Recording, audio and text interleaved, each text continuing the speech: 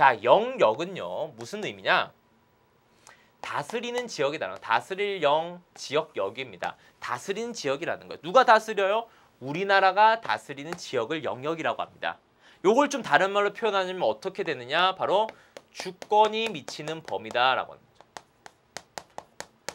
주권이 미치는 범위다. 주권은 뭐죠, 여러분들? 주인 되는 권리, 주인 권리. 주인으로서 가지는 권리가 미치는 범위를 영역이라고 합니다. 요거를 이제 또 다른 말로 우리가 쉽게 풀어서 얘기하자면 뭐냐?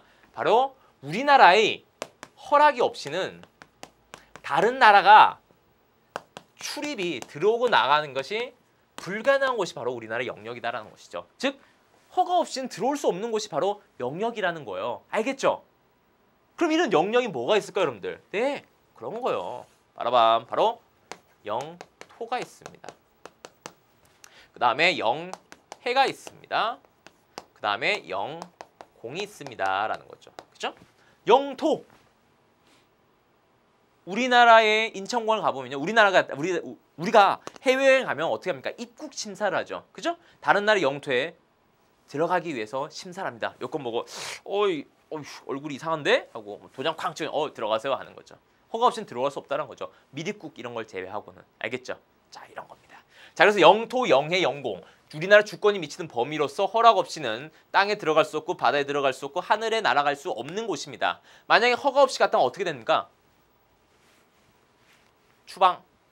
영해는 해양경찰 가서 오면 안 돼요. 영공 팡 비행기 쏘고 뭐 그런 거죠. 대포 쏘거나 뭐 그럴 수 있는 거죠. 자, 이런 게 바로 영역입니다. 하나씩 보겠습니다. 자, 먼저 영토입니다. 영토는 뭐냐? 우리나라 한반도입니다, 여러분들. 우리나라는요, 여러분들 남한만 해당하는 것이 아니라 남북한 모두를 얘기합니다. 한반도와 그 부속 도서라고 합니다. 부속되어 있는 도서 섬들이다라는 거죠. 한반도와 부속 도서입니다. 그래서 우리나라의 영토의 기준은 어디냐면 여러분들 어딜까요, 여러분들? 네, 압록강과 자, 여기 좀 그려볼게요. 자, 여기가 백두산이죠. 백두산 기준으로 백두산에서 앞으로 흐르는 강을 압록강, 뒤로 흐르는 강을 두만강이라고 합니다. 즉 압록강, 두만강 이남의 한반도를 우리나라 땅이라고 합니다. 그리고 부속되어 있는 도서.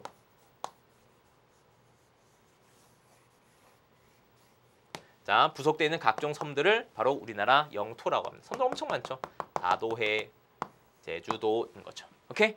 자, 그리고 이제 영토의 특징은 무엇이냐? 자, 간척 사업은 어떨까요? 간척 사업, 바다를 땅으로 만들면 어떻다? 영토는